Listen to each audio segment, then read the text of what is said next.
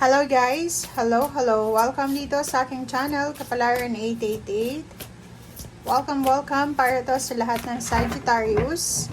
Sagittarius, alamin natin kung ano ang messages, vibration, gabay, energy para sa yung lahat ng Sagittarius. Next 3 months, June, July, August 2024.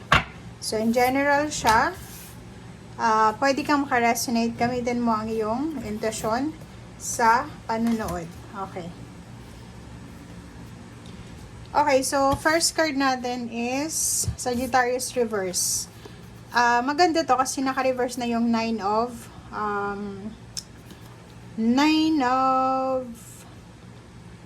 Cups. Okay, I'm sorry, Nine of Swords.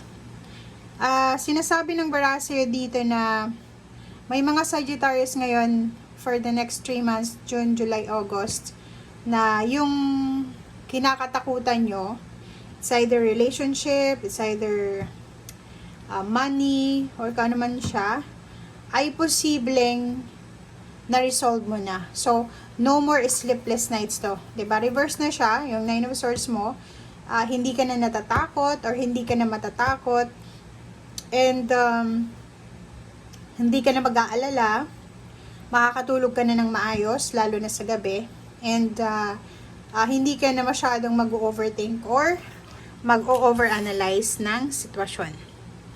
Okay, and for the next 3 months, nandito ka na sa Four of Cups. Okay, so dito sa barahang to, sorry, Four of Swords, pasensya na guys sobrang blurry ng paningin ko ngayon. Okay, so Four of Swords, sinasabi ng Wira sa'yo dito na kung for the past few months, masyado kang nag-aalala or hindi ka masyadong mapakali, posibleng sa June, July, August ay makakapagpahinga ka na, makaka-relax ka na. Pwedeng yung iba magbabakasyon, or pwedeng yung iba ay makakakuha na ng tamang pagtulog. Kasi parang sinasabi ng barahan na dumaan ka sa ilang buwan, ilang linggo ng sleepless nights, overthinking. And itong next 3 months na to ay maganda kasi makaka-recover ka na. Kung hindi ka makatulog sa gabi, pwedeng makakatulog ka na sa gabi. Kung marami kang iniisip sa araw at gabi, posibleng masolusyonan mo na to. Kung marami kang inaalala, ganun din, makakakuha ka na ng solusyon o resolution sa kung ano to na inaalala mo. Okay.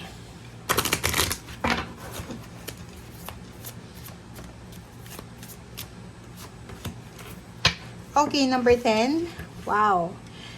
Number 10, number 6, nakikita natin dito guys na may magkarelasyon na posibleng pansamantala silang magpa-part ways. Maghihiwalay muna sila, pero hindi yung hiwalay na hiwalay talaga, Sagittarius.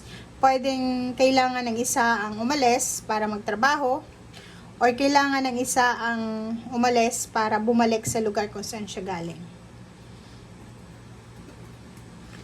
Okay? So, may purpose kung bakit kayo pansamantalang magpa-part ways or maghihiwalay.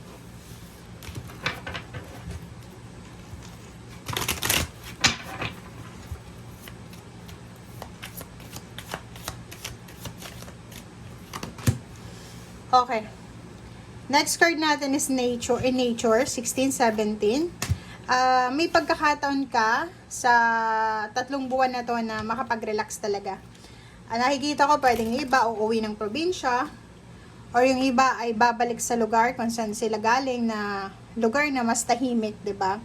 Pwedeng yung nasa ibang bansa ka, pauwi ka ng Pilipinas para magbakasyon. And kung nasa Pilipinas ka lang, yun, pauwi ka din ng probinsya or lugar kung saan ka lumaki para makapagbakasyon, para makapag-relax. Okay? And nakikita natin dito na maraming pagbabago, transformation, transition ang posibleng papasok sa buhay mo. So, i-welcome mo lahat ito. Ano man ang magbago, kasi may nagbabadya ditong pagbabago sa buhay mo diba? Maraming mababago sa buhay mo. So, if ever man, buksan mo ang iyong puso, ang iyong kalooban, ang iyong sarili para sa pagbabagong yan.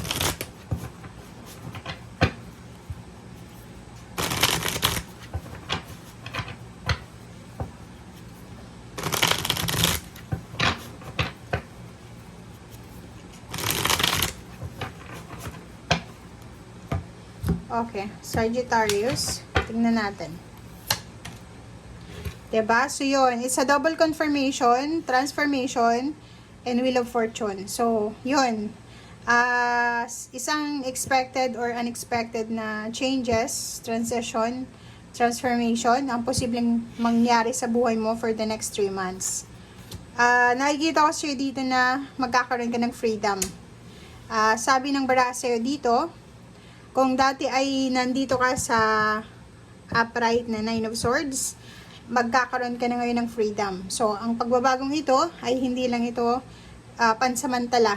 It's a long-term change or changes, transition, transformation na pwedeng magdala sa'yo ng freedom. So, wag mong i-underestimate yung sarili mo. Okay?